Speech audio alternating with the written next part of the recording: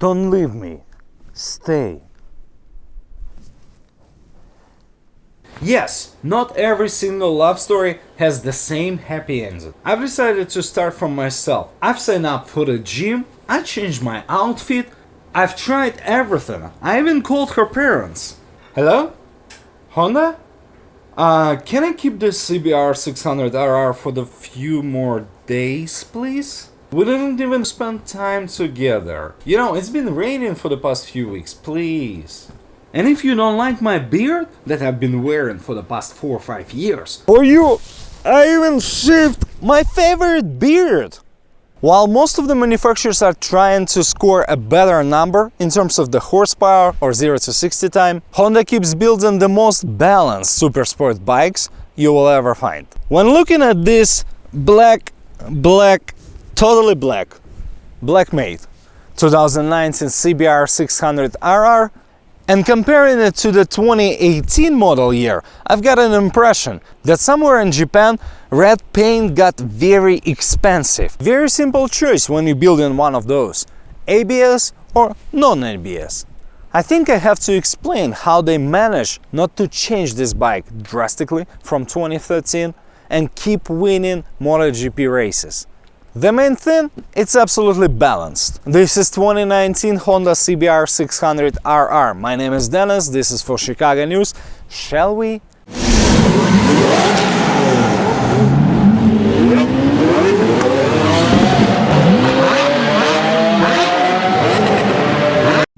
Welcome to this beautiful day and those beautiful corners with this beautiful weather, with this beautiful 2019 CBR600RR. First of all, I'd like to talk a little bit about style, about everything that you will see from the outside. When you look at this dash, tell me, it does remind you a little bit about the 2003 CBR600, or as I should say, the first gen, right? It's very clean, nothing too fancy, no colorful LCDs or something that's gonna pop up in your eye. It's properly focused on RPMs, your speedometer and some basic information. No throttle by wire, no driving modes, no crazy stuff, just pure 600 Supersport that gives you about 99 horses to your rear wheel. I have to say, when you look at the front, those headlights create one single line. This setup with the high beam on even better than most of the LEDs. Like for example, if you compare to the CB1000 with that futuristic LED light. I will ask again, what do you think about this straight black matte color for the 2019 model year? Leave your comments below and there we'll talk more about styling. Let's talk just a tiny bit about this engine. It does utilize 2 pairs of fuel injector per each cylinder. Having those different injectors allows you to get power on this lower power band to help you reach the higher RPMs. And as soon as you touch like 7,000-8,000 RPM, yeah, it feels home. It gets this major kick. It starts breathing, it starts going fast. It almost feels like a little bike, at least for those few seconds until you need to shift. Front suspension is fully adjustable. You have preload, tension, rebound, so you can really adjust it the way you want it. When I picked up the bike, it was brand new. There was like 40 miles on the bike. Right now it clocks 695 miles on the dash.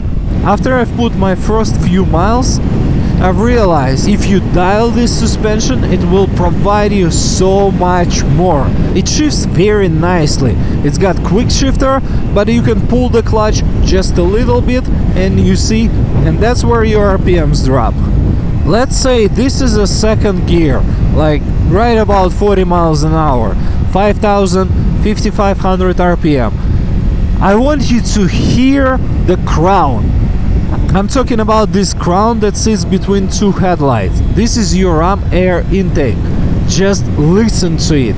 You hear not only exhaust, you also hear the intake, which is quite beautiful.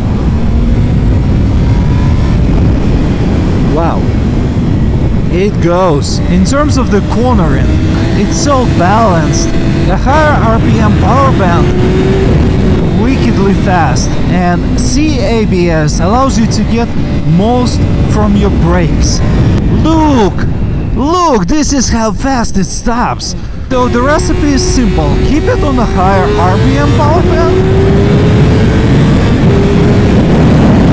and use the brakes to the full extent. For those who don't know, CABS works a little bit different than regular ABS. It's got a computer that decides whether it wants to hold the rear brakes, for example when you slam into the front, in order to give you most of the brakes. That's what you want out of the 600. If you'd like to beat the speed of light and scare yourself, go get a leader bike.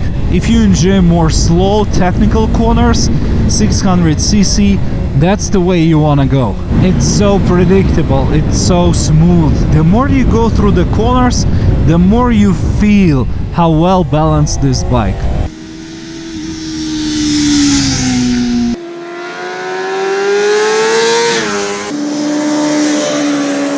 Another thing about styling, and this bike particular, it does utilize those black glossy 12-spoke wheels. Really nice black glossy finish wrapped up in this beautiful Dunlop tire.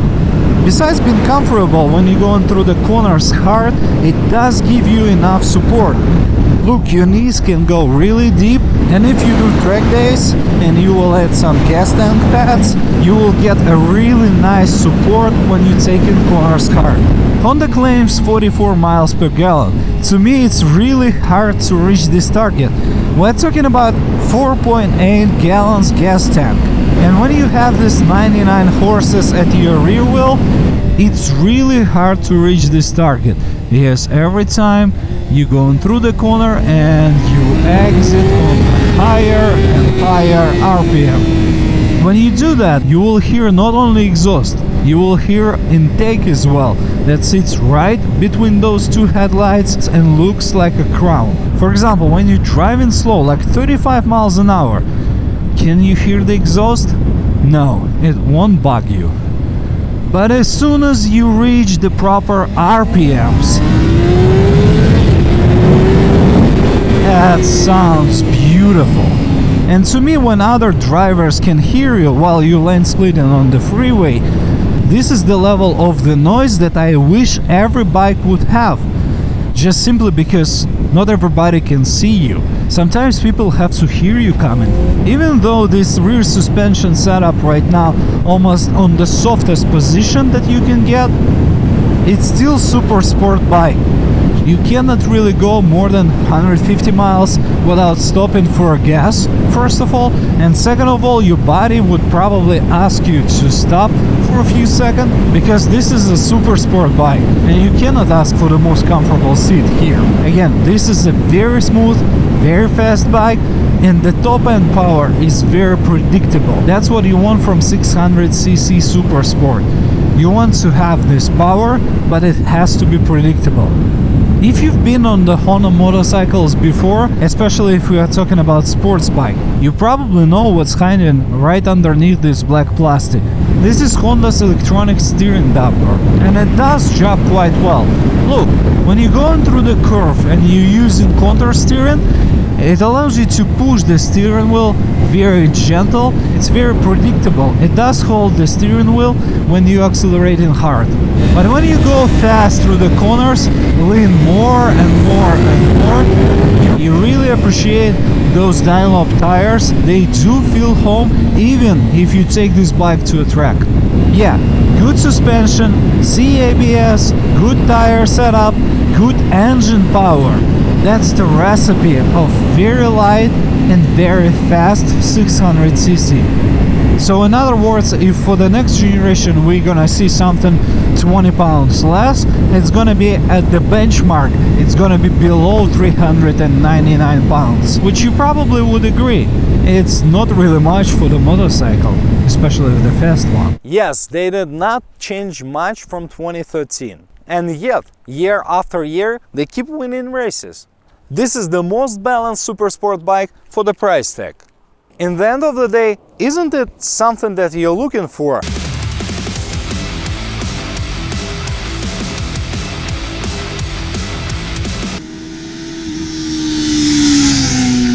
Yeah, it's pretty high. If you don't want to jump somewhere in the middle of the canyon, better subscribe now. Be the first to watch all the newest and coolest bikes and cars as soon as they come out.